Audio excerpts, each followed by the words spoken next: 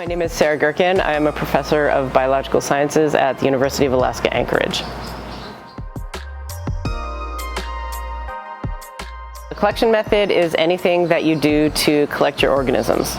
You typically are trying to, as much as possible, collect the organisms without as much of the surrounding sediment or part of the environment as is there.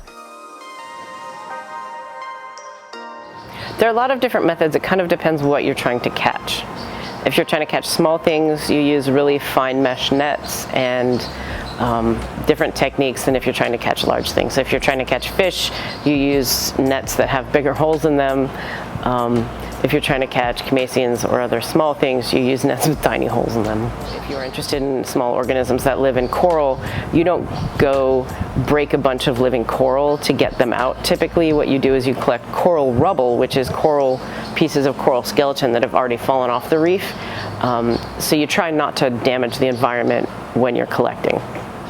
What I call a kick toe, I didn't really invent that myself. My PhD advisor, Les Watling, so one of his methods for collecting is to go out into water that's about chest deep and basically pull a little plankton net behind him close to the bottom. Sometimes he'll put a weight on it and then just kind of like shuffle his feet on the bottom.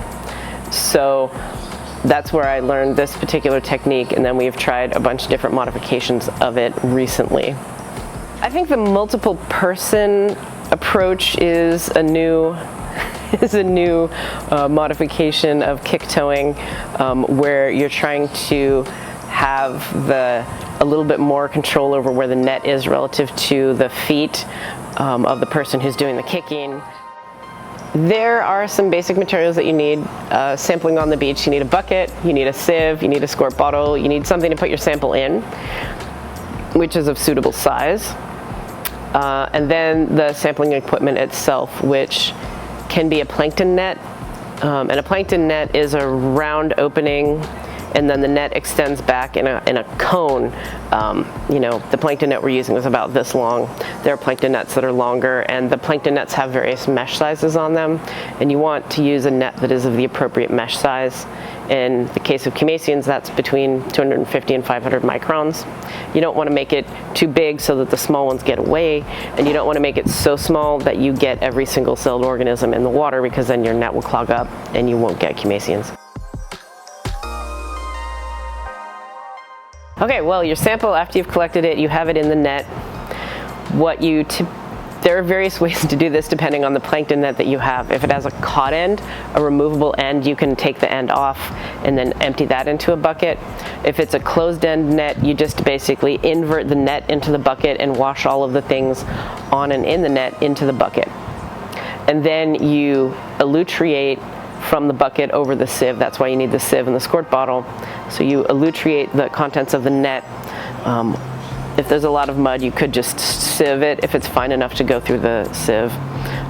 But you put it in the bucket, you elutriate it over the sieve, you collect it on the sieve to concentrate the animals that you're interested in, and then you use the squirt bottle to wash it down into your sample container.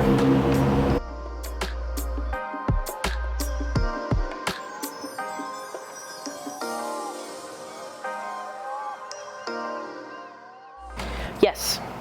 Actually, yes, I would.